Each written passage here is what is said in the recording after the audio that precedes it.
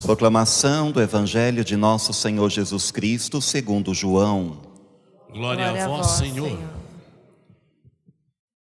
Deus amou tanto o mundo que deu seu Filho unigênito, para que não morra todo aquele que nele crer, mas tenha a vida eterna. De fato, Deus não enviou o seu Filho ao mundo para condenar o mundo, mas para que o mundo seja salvo por ele. Quem nele crê não é condenado, mas quem não crê já está condenado, porque não acreditou no nome do Filho unigênito. Palavra da salvação. Glória a vós, Senhor.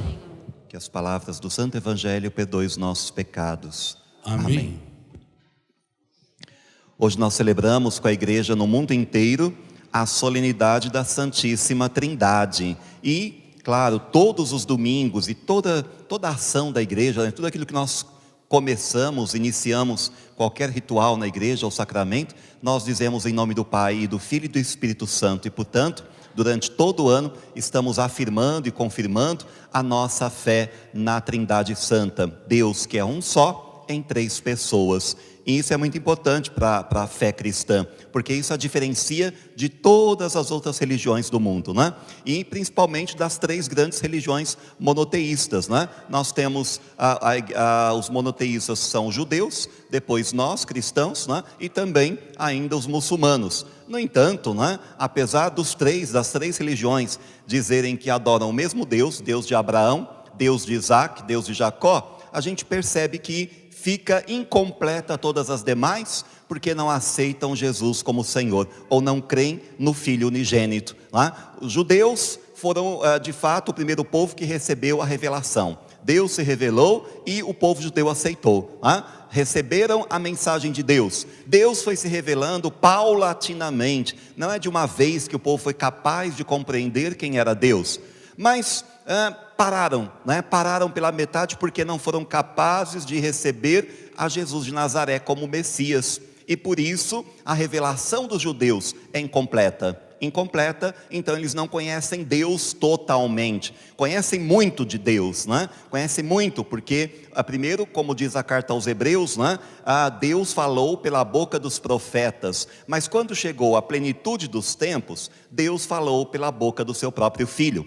Ora, se Deus achou por bem falar pela boca do Filho, é porque aquilo que tinha sido dito pela boca dos profetas tinha sido insuficiente.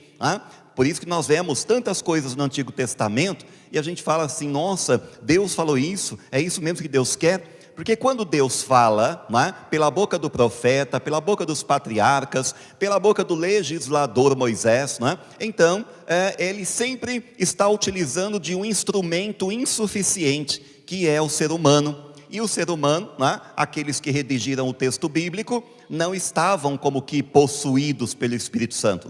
Sabe aquelas pessoas que psicografam, fica ali, com a cabeça, e está dizendo que está recebendo de algum espírito, um ditado, pois aqueles que redigiram o texto sagrado não estão recebendo nenhum ditado. A pessoa que está escrevendo, ela está inspirada por Deus,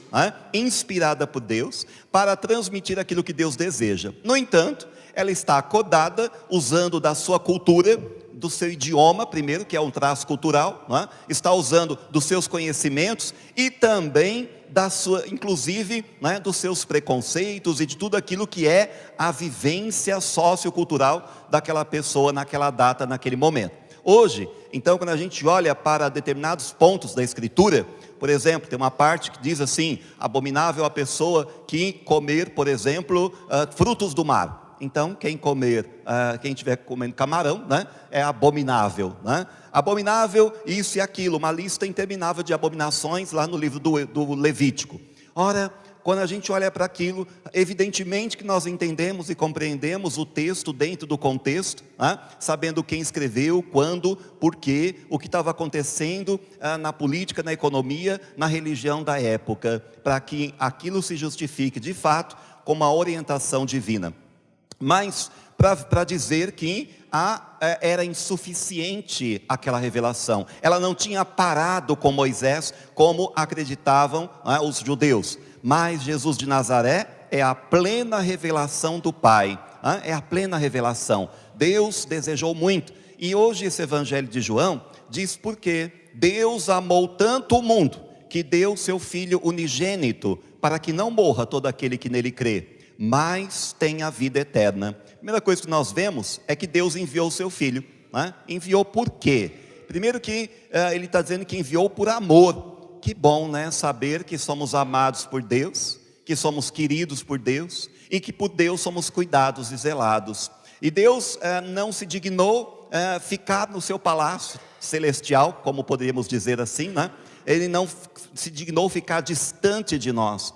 Não é um Deus que deseja distância das suas criaturas, pelo contrário, é um Deus que deseja habitar no nosso meio, caminhar conosco, é um Deus que se faz presente, embora transcendente, Ele se faz presente, entra na história humana, como diziam os judeus, toma partido do seu povo escolhido, mas agora com Jesus, todos aqueles que recebem Jesus, se constituem como parte do povo escolhido. Então, pertencendo a Jesus, podemos encontrar este caminho da salvação, apontado hoje por João no Evangelho.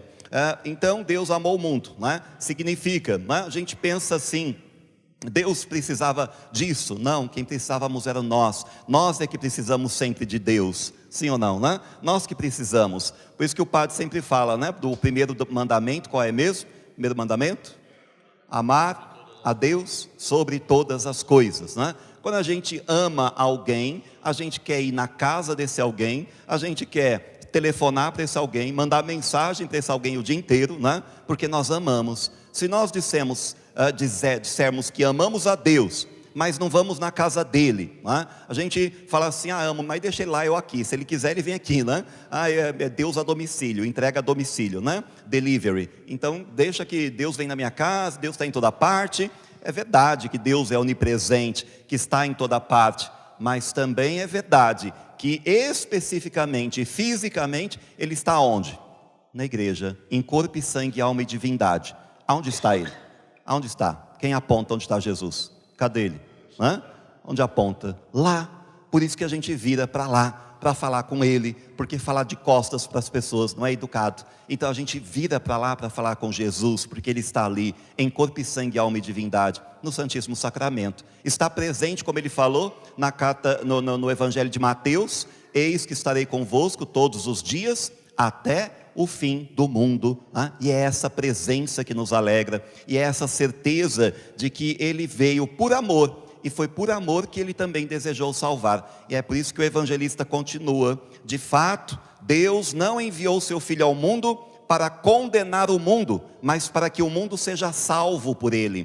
Portanto, quando o evangelista diz que Deus não enviou o Filho para então condenar o mundo, para condenar, ninguém deve se sentir condenado anteriormente, antecipadamente por Deus, Pelo contrário, enquanto a gente respira, enquanto tem vida, Ele sempre está dando uma nova chance.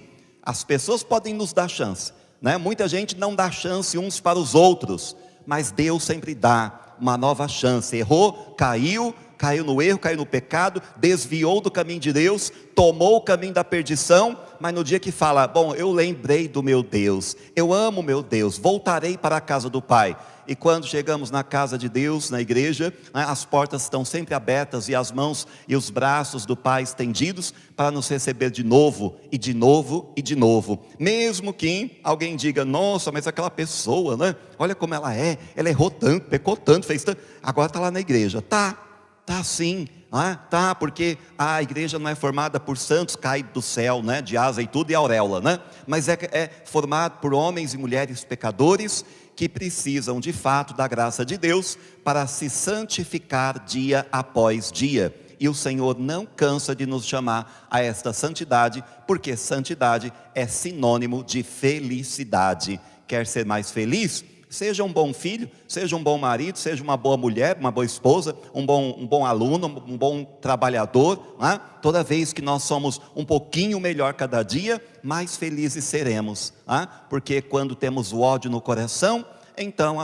o nosso dia não fica bom, né? Ou alguém quando está com raiva está feliz, né? Então quando a gente enche o coração de raiva, de mágoa, de ressentimento, de um monte de coisa ruim, nós não conseguimos ser felizes, né? Porque a felicidade, ela é tão ligada à santidade, porque a santidade está ligada ao amor. Quando a gente ama, a gente pensa o bem e quer o bem de todos, inclusive nós, né? Por isso que a gente encontra então o caminho. Deus não veio para condenar o mundo, embora as pessoas se condenem umas às outras, se critiquem, apontem dedo, julguem umas às outras. O próprio Deus não faz isso. Ele não veio para condenar o mundo, mas para que o mundo seja salvo por ele. Haverá um dia, diz a igreja e diz a palavra de Deus, em que o Senhor virá para julgar os vivos e os mortos. Mas aí, justamente é o momento do julgamento. Mas enquanto não chega esse momento, Deus está o tempo inteiro estendendo as mãos. E a sua última, definitiva decisão é enviar o seu Filho, porque é Ele que vai salvar o seu povo. Mas celebrar a festa da Santíssima Trindade é celebrar esse Deus que é um só, como diz também os judeus. Mas os judeus ainda não conhecem totalmente Deus, não conhecem a face misericordiosa, não conhecem tudo aquilo que nós conhecemos de Deus pela visão e pelo exemplo, pelo modelo que Jesus Cristo nos deixou, A gente vê que Moisés, por exemplo, para os judeus, tinha dado uma ordem de apedrejar a mulher adúltera até a morte, não é assim? Então, apresentam uma mulher para Jesus e dizem assim: olha aí, Jesus, esta mulher foi apanhada em adultério, o que Moisés manda apedrejar até a morte. E você, o que fala? O que nos diz? Jesus medita alguns minutos, baixa a cabeça, deixa aquelas pessoas acusarem a mulher, apontar o dedo, vilipendiar, desejar matar, como estava escrito na lei judaica, E aí então Jesus diz simplesmente a fórmula tão conhecida: quem não tiver pecado que atire a primeira pedra. De modo que Jesus então parece não estar concordando com aquela lei mosaica, De modo que a palavra dele deve prevalecer para nós. Por isso que o Evangelho sempre é proclamado de um lugar mais alto do que o Antigo Testamento e até mesmo a carta dos apóstolos. Por quê? Porque o Evangelho deve prevalecer sobre todo o ensinamento da fé. É a palavra do Senhor, a nossa palavra definitiva. Ele falou e nós aceitamos como verdade, porque somos cristãos e porque assim reconhecemos Ele. Então quando Ele diz: quem me vê, vê o Pai, quem me vê, vê o Pai, porque certamente Ele estava ali revelando a sua divindade, Eu estou no Pai e o Pai está em mim. Quem me vê, vê o Pai. E frases como essas e outras maneiras de revelação da sua própria divindade, Jesus, para nos garantir que onde está o Pai está o Filho, onde está o Pai e o Filho está também o Espírito Santo. Onde está o Espírito Santo também está o Pai e está o Filho, e onde tiver o Filho também está o Pai e o Espírito Santo, porque a Trindade é indivisível, É um só Deus, mas em três pessoas que não se abandonam, Jesus diz lá na cruz: Eli, Eli, lama sabachthani, por que me abandonastes, Pai? Mas Deus nunca o abandonou, Pai estava na cruz com Jesus. Ora, se Ele é uma unidade indivisível, onde está um, está as três pessoas também. Assim diz o catecismo da igreja, Que a Santíssima Trindade, ela é inseparável, indivisível. E a gente lembra para isso aquele exemplo do fogo, Fogo tem a essência do fogo, E também tem luz e tem calor. São três coisas que não se separam. Então, se a gente dá para fazer um fogo que não tenha luz? Fazer um fogo sem luz, dá? Não dá. E dá para fazer um fogo sem calor?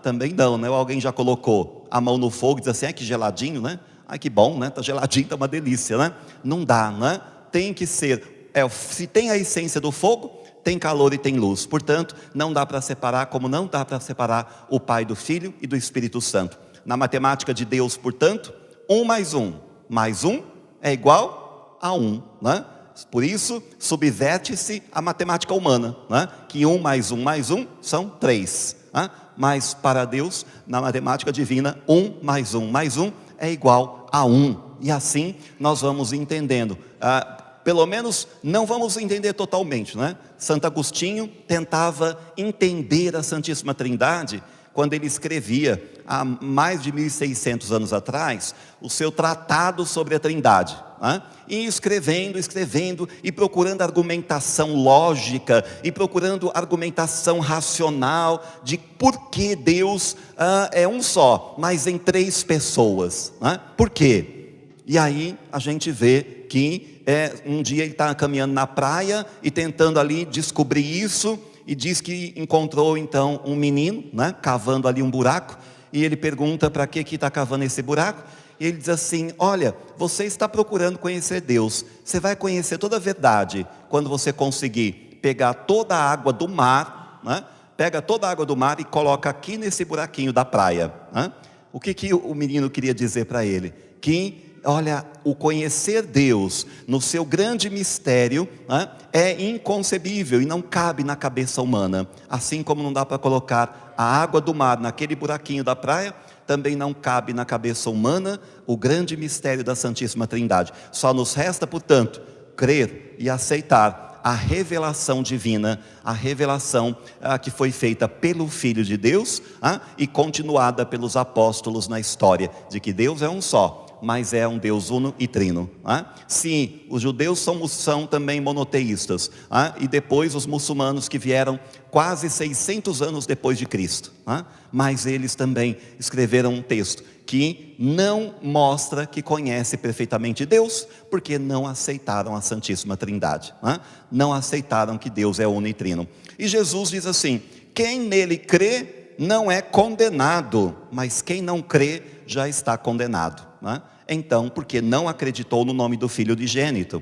Quem crê será salvo, quem não crê já está condenado. Jesus está dizendo, o evangelista está dizendo, né, Evangelho João, nós temos liberdade, livre arbítrio, para crer ou não crer em Jesus de Nazaré. Quem crê será salvo, quem não crê já está fazendo a sua escolha para o caminho da perdição eterna, está pedindo, está caminhando para longe de Deus. E é isso que hoje nós queremos fazer: caminhar com Deus, nos entregar nas mãos dele, saber que ele é tão bom, que ele ama tanto o mundo, que ele não fica lá parado, inerte, mas ele entra na nossa história universal, a história humana, mas também entra na história de cada um, para ali distribuir as suas graças, para que cheguemos um dia todos à salvação eterna. Nossa Senhora do Rosário, São José, em nome do Pai, e do Filho, e do Espírito Santo.